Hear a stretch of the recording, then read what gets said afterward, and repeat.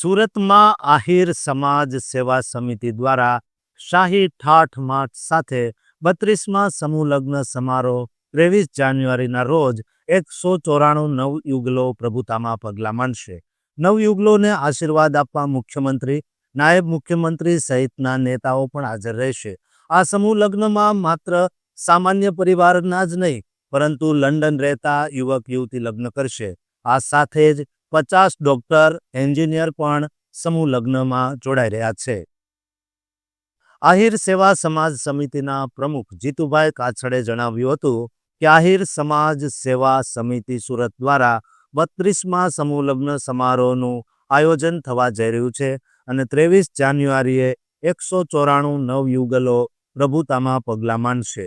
આ લગ્ન પ્રસંગમાં અમારી પાસે એક આનંદનો વિષય એ છે, આમાં 1 નંબરનો જે મંડપ છે એ દીકરો અને દીકરી બંને લંડનમાં જોબ કરે છે, પણ એને સમાજની વ્યવસ્થાને સ્વીકારી અને આજે આ સમૂહ લગ્નમાં જોડાયા છે.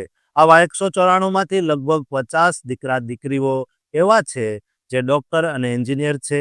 એ એમના લગ્ન સમૂહ લગ્નમાં કરે છે.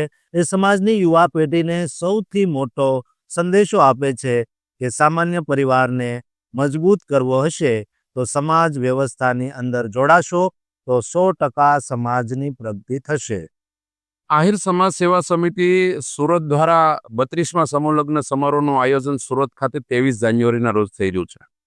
194 નવયુગલો પ્રભુતામાં પગલાં માંડશે અને એમને આશીર્વાદ આપવા માટે ગુજરાતભરમાંથી આહિર સમાજના 300 કરતાં વધારે આગેવાનો, ગુજરાત રાજ્યના માન્ય મુખ્યમંત્રી ભૂપેન્દ્રભાઈ પટેલ, નાયબ મુખ્યમંત્રી હર્ષભાઈ સંઘવી, જળશક્તિ કેબિનેટ મંત્રી CR પાટીલ સાહેબ અને શિક્ષણ મંત્રી ત્રિકમભાઈ સાંગા અને 1 લાખ કરતાં વધારે આહિર સમાજના લોકો આ કાર્યક્રમમાં ઉપસ્થિત રહેવાના. બધા જ લોકો માટે ભોજનની વ્યવસ્થા થઈ છે. 4000 કરતાં વધારે યુવાનો આ કાર્યક્રમને સફળ બનાવવા માટે સેવા આપવાના છે અને ખૂબ આનંદની વાત છે કે આ પ્રવૃત્તિની સાથે સાથે સમાજની એકતાનું પ્રતીક બને અને અહીંથી આગામી દિવસોમાં સમાજની સંરચના થાય અને આગામી દિવસોમાં આહિર સમાજ કેવી રીતે પ્રગતિ, કઈ દિશામાં પ્રગતિ કરી શકે એનું આહ્વાન પણ આ મંચના માધ્યમ દ્વારા થયું છે. અને બીજી વાત, આ કાર્યક્રમની સાથે સાથે બ્લડ ડોનેશન કેમ્પ, સાયબર ક્રાઇમના ગુનાને રોકવા માટેની અવેરનેસ જાગૃતિ માટેના કેમ્પ અને આરોગ્ય માટે ડૉક્ટરોની ટીમ પણ આમાં કામ કરવાની છે. ત્યારે બસ આ કાર્યક્રમનો ઉત્સાહ પૂરા શહેરમાં આહિર સમાજના 1 લાખ લોકો આ કાર્યક્રમને સફળ બનાવવા માટે થનગની રહ્યા છે. કોર્પોરેટર મનીષાબેન આહિરે કહ્યું કે સમાજ દ્વારા બંધારણ બનાવવામાં આવ્યું છે. વરઘોડા કાઢવાની, ફટાકડા ફોડવાની, કરિયાવરો પાથરવાની કે કોઈ ખોટી હરીફાઈઓ કરવી નહીં.